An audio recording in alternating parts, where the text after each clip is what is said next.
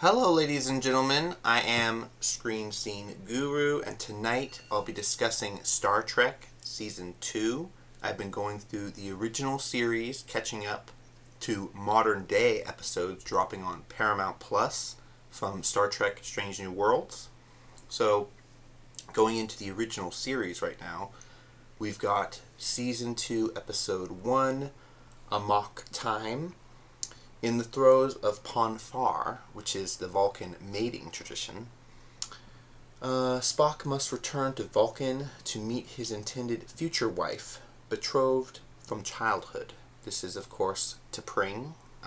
They also referenced her in Strange New Worlds as well, but I do think it's very interesting that this episode in particular, you get to see Spock acting amok, kind of why the episode is titled Amok Time, but we get to find out more about Spock's culture as a race, the Vulcans, how they have to find a mate every 7 years, or they go into a rhythmic heart attack.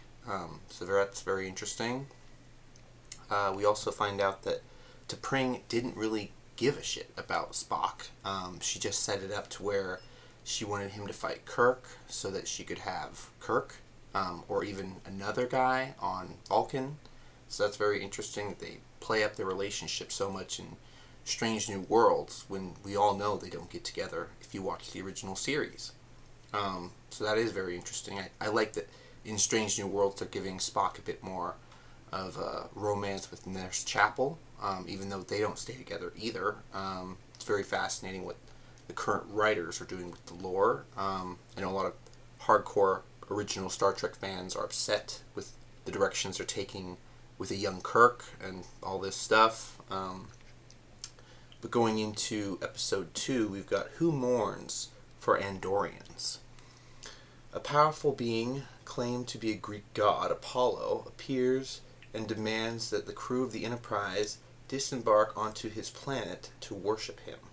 It's a very interesting episode, guys. This one was discussing the gods and how they had come to our solar system before in our ancient past, had built monuments to themselves, and eventually we lost favor with them. We stopped building, stopped worshiping them, and they eventually only had enough power in their reserved to get back to their homeworld. So very fascinating stuff there, guys. They do discuss that the gods are gone now. They've moved on to another plane of existence. So that's very fascinating as well for people that are interested in the lore and the occult. I know Gene Roddenberry was very interested in this stuff in the 1960s. He was a CIA sit-in informant to a lot of the occult research going on with Aleister Crowley and the Scientology movement that was getting started then with the founders. So very interesting stuff.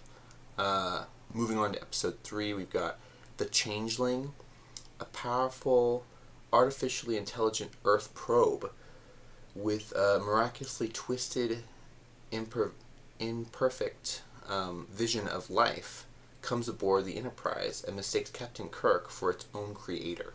So very interesting episode here. I likened it to the motion picture, where we found another artificial satellite that had merged with another alien technology and it became self-aware, and it was then terminating life across the galaxy as it saw fit, because it was corrupted programming. It's very interesting stuff with the Changeling. Episode 4, we've got Mirror Mirror, which is a very interesting episode, guys. Alright, going into episode 4, we've got Mirror Mirror. A transporter accident places Captain Kirk and his landing party in an alternate universe where the Enterprise is in the service of a barbaric, brutal empire. So very interesting stuff here, guys. This was the beginnings of the Mirror Universe.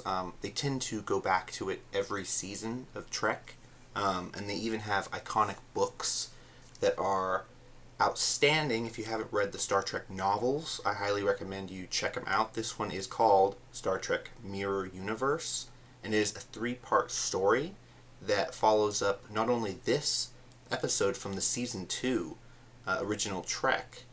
It follows up the Star Trek Enterprise episode and the Star Trek Next Generation episode of the mirror universes. And it basically shows you what happens in the mirror universes after the good counterparts leave, and how the Empire reacts to the discovery of other parallel realities. So very interesting stuff here, guys. If you haven't checked out this book, highly recommend you do so. It's a pretty thick, large book. I bought it last year, and I still am reading it. So highly recommend you check that out. Going on to episode 5, we've got The Apple. Primitive inhabitants of Gamma Trianguli 5 worship a god who orders them to kill visitors from the Enterprise. So very interesting stuff here, guys. We get to see some of the locals. They basically have lived there on this planet for millions of years. They have not needed to have children or have replacements because they've lived on this planet with this atmosphere. They have a serpent mound that seems to keep everything status quo, but they discover through their own means that this is a malevolent force left behind from an ancient culture to keep these indigenous people enslaved and worshipped. So of course Captain Kirk and the crew have to destroy this artifact to save the people. So going on from the Apple, we've got the Doomsday Machine, which I thought was a very fascinating episode, guys. If you haven't seen this in 4K, I highly recommend you go check this out, because the Doomsday Machine is what I liken to oumuamua, which is the craft that came into our solar system back in 2017, 2018, and now they're tracking more solar objects coming into our solar system that look just like this, guys. So it's very interesting. It looks like a cigar-shaped asteroid with some kind of propulsion system for it to move around star systems and solar belts. It's very interesting stuff that Gene Roddenberry put in the episode. USS Enterprise encounters the wrecked USS Constellation and its distraught Commodore, who's determined to stop the giant planet-destroying robot ship that killed his crew. So very interesting here. We get to see a Commodore who is a little bit above Captain, but not quite an Admiral. He was a friend of Kirk, but of course he flew his craft into the Doomsday Machine and was destroyed, leading to Kirk doing the exact same maneuver, flying the USS Constellation into the Doomsday Machine that eventually shorted it out to where it had no power readings. Very interesting stuff there, guys. Going on to episode 7, we've got Cat's Paw. Very alien visitors to our galaxy attempt to contact with human consciousness, but miss, winding up tapping into the religions of human nightmares instead. So very interesting here. We can see this planet that they believe isn't has anyone living on it. These creatures that were using a device to project illusions tried to make this place seem very habitable and very nice for humans, but it turned out to be a castle, witches, ghosts, a lot of spooky things. This is like their Halloween episode. So very interesting stuff there. And then we got episode 8, I, Mudd, Return of Harry Mudd, of course, from season 1. Harry Mudd returns with a plot to take over the Enterprise by standing the crew on a planet populated by androids under his command. So very interesting that these androids seem to have come from another culture, another race. They discuss in the episode they're people that they oversaw or helped went out in a nova when their sun expanded. So very interesting stuff there. The robots remained, and they're now looking for new purpose because they've went a long time without having any purpose. So of course Harry Mudd came across them fleeing from intergalactic law, and they all served Harry Mudd for a short time until eventually he convinced the androids to lure the Enterprise to this planet. And then the androids discussed they wanted to assist humanity. They wanted to come back to Earth and help us with our medial tasks and gains, and eventually we would become dependent on them. So that's very fascinating. They wanted to control us, to protect us from our own greed and our selfish nature. So that's very fascinating as well. I've just gotten through the first 8 episodes of season 2. Catching up pretty fast, but I still got some work to do. Like I said, I showed off some of the books. Mirroruniverse, Glass Empires. This book is pretty badass if you haven't picked it up.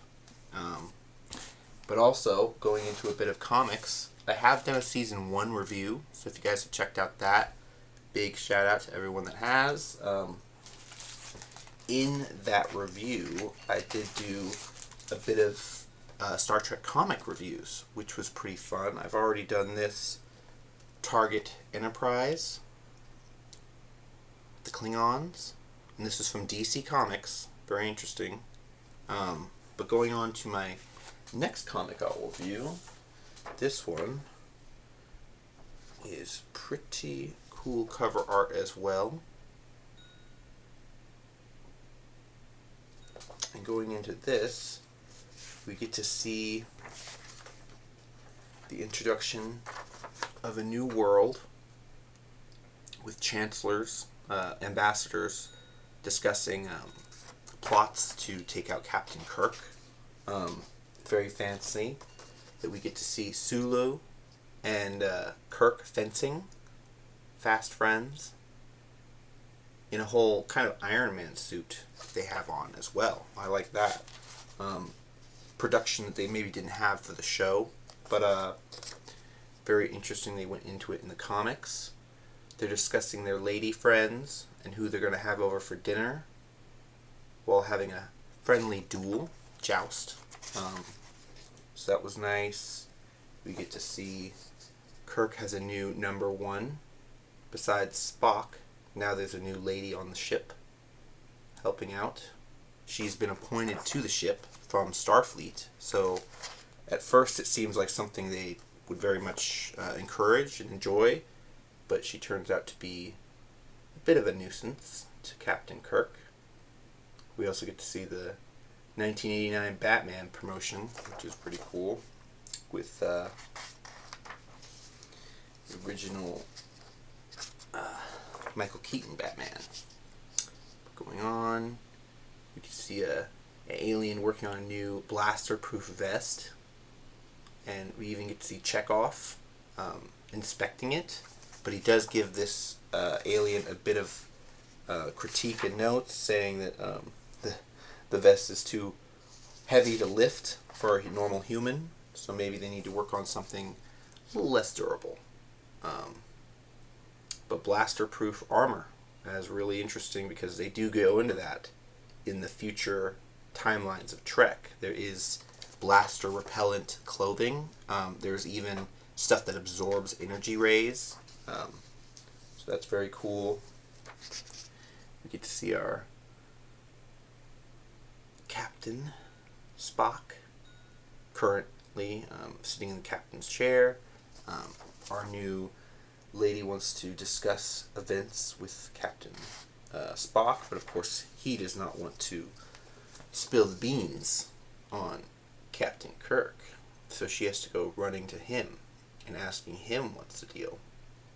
So that's very fascinating, very much like a sitcom-esque episode.